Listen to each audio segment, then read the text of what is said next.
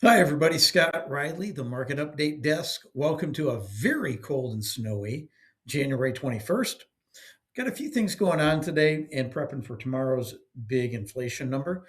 So, we're starting off the day actually a little bit better than yesterday. We clawed back some of our losses. In fact, the 10-year treasury is down. Well, it was down at one point about 3 basis points, and that's about two and a half. We're at 4.2687. The mortgage-backed securities are up 9 basis points, so at least we're in the green on both of those.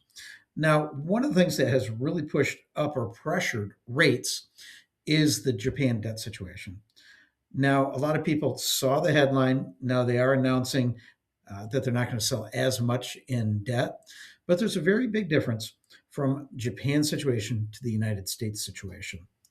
Japan, their debt to GDP is over 230%.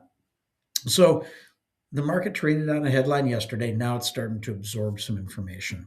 Mortgage applications, we saw again, purchases were up 5% week over week, refinances 20% week over week. While we did move up slightly in rates, it's still fantastic out there. In fact, yeah, I know it's snowy and cold out there and ugly, but guess what? It's one of the best days of the year to buy because there's not a lot of people looking at houses today. Give yourself a better opportunity to get an offer accepted by being active in the market as we speak today. Now, a little later on today at 2 o'clock, we're going to get a 20-year bond auction. It's going to be very important. We've heard from a couple countries that they're going to slow or not do any bond purchases. We're going to see if that actually comes into play and what effect that the entire geopolitical trading aspect is going to do to this particular bond sale. Now, tomorrow we're going to get inflation numbers, the PCE, personal consumption expenditure. It's really the Fed's favorite measure of inflation. We will likely see a slight decrease in month over month inflation.